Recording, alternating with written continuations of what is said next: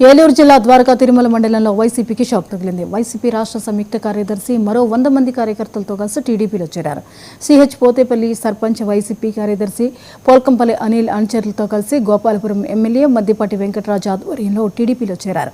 MLA వారికి TDP కండువాలు కప్పి పార్టీలోకి సాదరంగా ఆహ్వానించారు. ఎమ్మెల్యే మద్దిపాటి ఆధ్వర్యంలో గోపాలపురం నియోజకవర్గం అభివృద్ధిలో ముందు ఉండడంతో తాము టీడీపీలో చేరినట్లు పోల్కంపల్లి చెప్పారు. రాబోయే రోజుల్లో మరింత అభివృద్ధి చెందేందుకు తమ వంతు సహాయ సహకారాలు అందిస్తామని టీడీపీలో చేరిన నాయకులు చెప్పారు.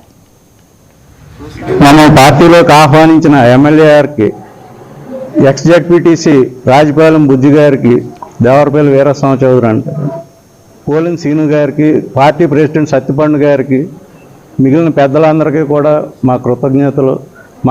మాకు అభివృద్ధి చేస్తాం, మీరు రండి పార్టీలోకి అని వారు ఆహ్వానించడం మమ్మల్ని మేము అందరం కూడా ఆలోచించుకొని అభివృద్ధి పదంలో మమ్మల్ని నడిపిస్తారని మేము ఆయన్ని నమ్మి మేము కూడా ఆయనతో ప్రయాణం చేయడానికి సిద్ధపడటం జరిగింది. మేము వేరే కారణాల చేత లేకపోతే ఏదో వేరే ఇందులో ఏదో రాజకీయంలో చేసేద్దాం అని కాదు. మేము అభివృద్ధి గురించే కేవలం ఇందులో మేము ఎమ్మెల్యే వెనకాల పార్టీ నాయకత్వం వెనకాల మేము నడవటం జరుగుతుంది. అందరికీ